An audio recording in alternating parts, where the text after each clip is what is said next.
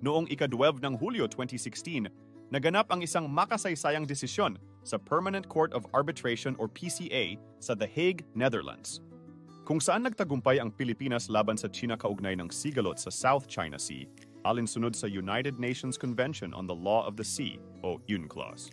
Ang desisyong ito ay nagbigay ng malaking tagumpay at pag-asa sa Pilipinas sa harap ng pang-aangkin at agresibong aksyon ng China sa rehiyon. Ang South China Sea ay isang mahalagang daanan ng kalakalan at tahanan ng mga potensyal na yamang dagat at reserbang enerhiya.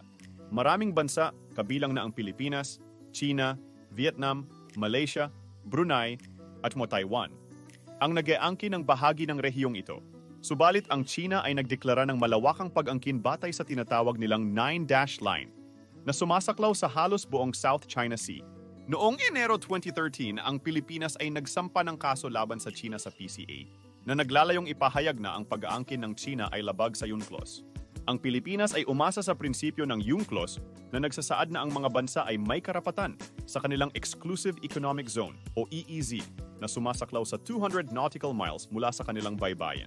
Ang argumento ng Pilipinas ay batay sa pagsasabing ang Nine Dash Line ng China ay umaabot sa loob ng EEZ ng Pilipinas at sa makatuwid ay labag sa internasyonal na batas. Sa kabila ng pagtanggi ng China na kilalanin ang kapangyarihan ng PCA at ang kanilang hindi pakikilahok sa proseso, nagpatuloy ang arbitrasyon. Noong ika-12 ng Hulyo 2016, ang PCA ay naglabas ng desisyon na pabor sa Pilipinas.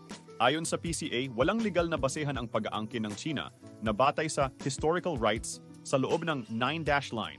Dagdag pa rito, idineklara rin ng korte na ang ilang mga teritoryo na inaangkin ng China tulad ng Mischief Reef at Subi Reef ay bahagi ng EEZ ng Pilipinas.